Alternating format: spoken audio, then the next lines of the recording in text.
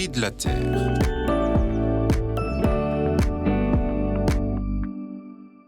Le temps de l'Avent nous prépare à la fête de Noël. Mais quel sens cela peut-il avoir pour la perspective de l'écologie intégrale? C'est vrai que lorsqu'on prend un peu le temps de réfléchir au sens de ce temps liturgique, à la lumière de Laudato Si, on voit s'éclairer des zones de sens peut-être encore insoupçonnées. Cela a à voir avec les trois venues de Jésus. Mais il va s'agir cependant de regarder ces venues sous l'angle de la bonne nouvelle de la création. L'enjeu est de considérer comment c'est toute la création et non pas seulement la personne humaine qui s'en trouve bénéficiaire. En ce qui concerne la première venue, c'est-à-dire celle de Jésus dans l'histoire, c'est toute la création qui se trouve sanctifiée par l'avènement de Dieu dans le monde, car tous les éléments de la création présents dans l'homme s'en trouvent assumés par Dieu et en Dieu. Demandez à l'âne et au bœuf ce qu'ils pensent, eux qui sont témoins de l'événement. De plus, dans la dimension messianique de cette venue, Jésus est ce roi qui vient accomplir les promesses de libération des plus pauvres. Or, parmi les pauvres se trouve la planète qui est maltraitée.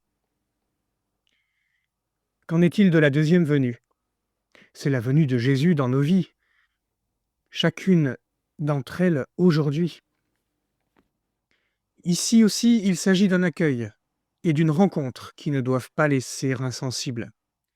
Cette rencontre doit même mettre en route. Et dans Laudato Si, le pape François dit que les chrétiens doivent tirer les conséquences de cette rencontre dans tous les domaines de l'existence, et en particulier celui du soin de la création. Ou alors il va manquer quelque chose à la vie chrétienne.